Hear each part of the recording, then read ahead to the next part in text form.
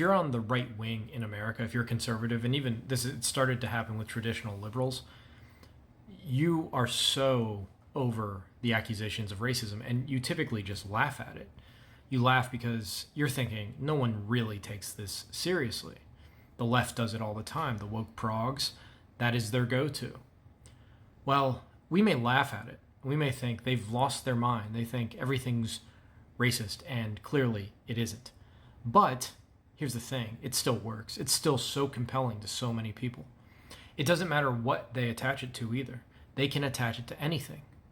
Now, I'm not a huge fan of J.D. Vance, okay? I think his change from this sort of investigator of hillbillies who was, once from there, became more of an academic and had a cool demeanor. His shift to being, I'm a tough hillbilly from Yale Law School, essentially just copying Trump in whatever. I'm not a huge fan of that. I thought it was fake when it happened. I still think it's fake. And, whatever. I'm not a huge fan. But the insanity around J.D. Vance is kind of crazy. So MSNBC, after he gave his speech at the Republican National Convention, listen to this. Alex Wagner at MSNBC, this is what she said, and the people there nodded along. J.D. Vance wants to be buried at his family's 6th-generation plot in Kentucky. That's where he wants to be buried, where 6 generations of his family are under the ground. What Alex Wagner says here, I don't think we should laugh at this. We should be angry about this, that this ideology is so prevalent on the left. It's sickening and disgusting. It would be sickening and disgusting if the right wing was doing it. And I call it the right wing who does and thinks this way. But she said, guess what? Family, to want to be buried next to your family for 6 generations is the supremacy of whiteness and masculinity. So to want to be buried beside your family members makes you a white supremacist. And if you're a white supremacist, guess who you're like? You're like those guys in Germany from the 1930s and 40s. These are the people who become hysterical over the use of language. If you call someone properly an illegal alien, they lose their mind. Kamala Harris, a video from 2016 surfaced, and she wants to ban the term radical Islamic terrorism. They're obsessed with words, they're obsessed with language.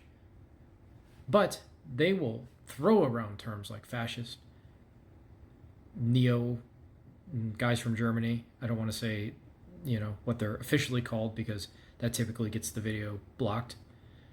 They will call people KKK members, they will call them white supremacists who aren't. They just aren't. It's a denial of reality, right? They hate reality. But the same people who are super sensitive just lob the most sickening and disgusting insults at people that are on the outside of the political spectrum. I think we should get angry about it. I think, and not, and push back. People crack jokes about it. I just don't think it's the right way to go anymore. You cannot, a little bit of humor, yes, but we also need to mix that humor, laughing at them, with a little bit of snarl, verbally. Argue for the position. I'm not saying to be verbally aggressive in the sense that you're going to the ad hominem, but to defend the principle of treating people as individuals and to eradicate this notion that every single thing in American society is in some way linked to white supremacy. And, she says the supremacy of whiteness. That's an evil phrase. You shouldn't be able to say that in polite conversation and keep your friend group, right? It's like, it'd be like you're out with your friends and you're talking, you take the other side and, you talk, you act as if you're actually a white supremacist. You're going to lose your friends.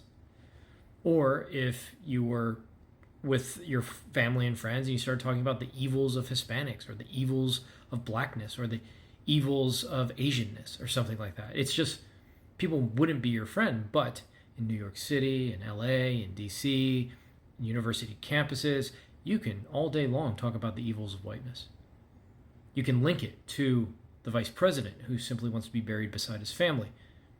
And you'll be applauded. You'll get a bunch of snap claps. You'll get the people doing this for you. They'll invite you to go speak at places, right?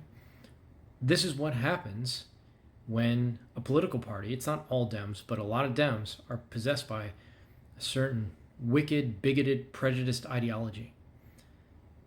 They have the same sort of view of the world as 60s white Southerners did. Everything is about race. I haven't even touched the sexism here. Being buried next to your family is the supremacy of masculinity. I think his wife, I heard somewhere, or saw it on Twitter, like, she bought the plots because she agreed. She wanted to do it. She's also Indian, by the way, so get ready for the slew of insults coming her way from the progressive left. Yeah, I don't find it funny. I haven't found it funny for years how they attach racism to everything, how they see white supremacy in everything, how they denigrate whiteness. I hate the whole thing. I hate the ideology of thinking in terms of my skin color. I just don't agree with that. I never have and never will. I know there are times when a society has to recognize race, such as in the 60s, and defend a race that's under persecution. But right now, that's not happening. It just isn't happening. Right? Not on any great scale. Maybe in little pockets of communities it's happening, and I'm all for pushing back against that. But right now, the most racism I see, it's palpable, it's in your face, it's coming from the left. Again, we shouldn't laugh about it anymore. This type of stuff is evil. That's what it is. And trust me, if you're on the left and you're listening to this, I recognize the threat from the right. I do think there are proto-fascistic elements on the right.